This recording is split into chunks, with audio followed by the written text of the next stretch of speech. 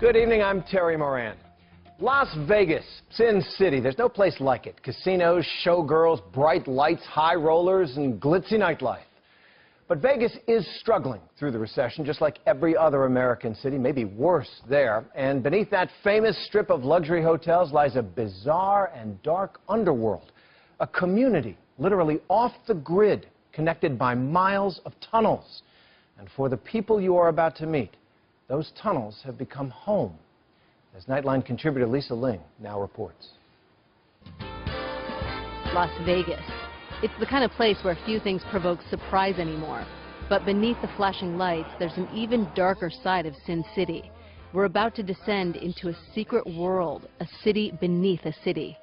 Yeah, this gives you kind of a good idea of the tunnels and where they go and what's above them. I mean, these 4 tunnels here, which are about 8 feet wide. Matthew O'Brien has agreed to lead us through a labyrinth of tunnels here that stretch for miles. Goes under New York, goes under MGM Grand, one of the biggest hotels in the world. Goes about 2.5 miles total to the Hard Rock, and it opens up at that point. But so there's a whole world essentially existing beneath the Las Vegas Strip. Exactly. Yeah, there's hundreds of people who live in these underground flood channels. What's up, Iron? How you doing, man?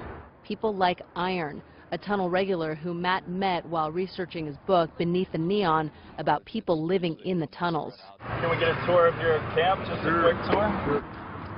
So Iron is going to show us his home under the tunnels. Ain't much. That's it right there. It's just basically a blanket and some pillows right now because everything I had got washed away. So this is where you live? Yep.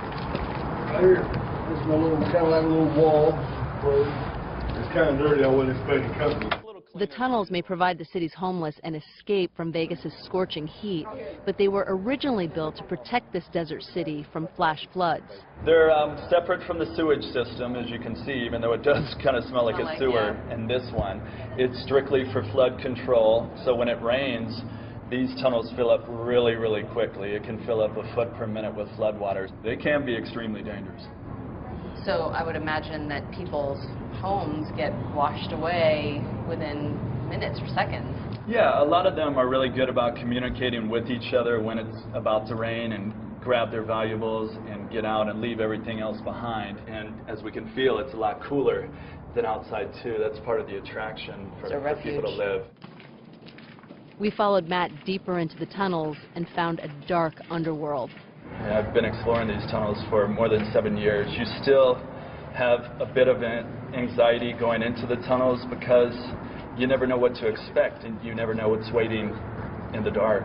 By the way, the only reason we can see right now is because of our flashlights and the light from the camera, because otherwise it's pitch black in here. By now, we're about a half a mile into a tunnel that runs just beneath Caesar's Palace, a major landmark on the Strip.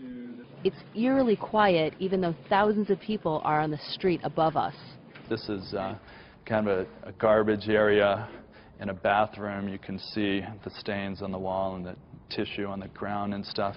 So we'll go through here and go up this side tunnel and see if we can see if anyone's around. Wow, this is wild. It's not long before someone hears us. Steve, oh good. What's going on? It's about to come find you. So we'll just follow you, Steve up. Okay. Yeah. Steve, you're not using a flashlight. You can navigate pretty well in here? Yeah, well, I've been down here for a while, so I can actually navigate without a light pretty much. Steve can see in the dark, almost. Steve leads us to the home he shares with his fiancée, Catherine. Still wet down here. Yeah. Man. This is amazing. Hi, how are you? Hi, I'm Lisa. Can we come in? They've worked hard to make it as homey as possible. This is our shower. Pretty clever. Yeah. Works just fine. A little privacy, you know, just put the curtain up. Steve says that, like most tunnel dwellers, drugs landed him here, but Catherine threatened to leave him if he didn't quit. We fell in love and, you know, I mean, we want to get out of here. Yeah, I mean, that's always our main goal. You know, we don't want to live like this forever. We don't like living in the tunnel. We live here because, you know, we can, and we're not We're not bothered by anybody, the police or anything like that. Don't really know that we're down here. You know, it's a lot of out of sight, out of mind. Can you just turn off the light for a second? Because I just want to show how dark it is in here. Steve introduced us to some of their neighbors in the tunnel. They're a community. So this is your home, huh? This is my home. Living next door is Phil. When we met him, he was reading Sports Illustrated, catching up on the latest scores. I bet sports or whatever with some of the money that I make, thinking that I'm going to hit it rich and, you know, get out of the situation. But everybody that comes to Vegas thinks the same thing I'm thinking.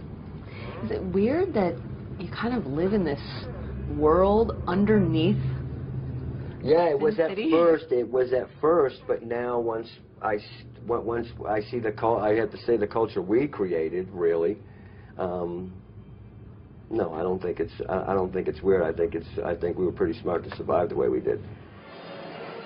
They survive by feeding off the casinos they live below. There's lots of money in the casinos. How do you do it? All you got to do is keep your eyes open. They sleep during the day and venture out at night to do what's called credit hustling, scouring the slot machines to look for credits that tourists unwittingly have left behind. I don't mind taking money from those who live a life of decadence. Playing them can earn Catherine and Steve about $50 a day, sometimes more, just enough to live and maybe treat themselves to a movie once in a while. So Steve, you've lived here for 2 years. Catherine, you've lived here for 1. How long do you expect you will continue to live here? Gosh, we'd like to be out here tomorrow if we could.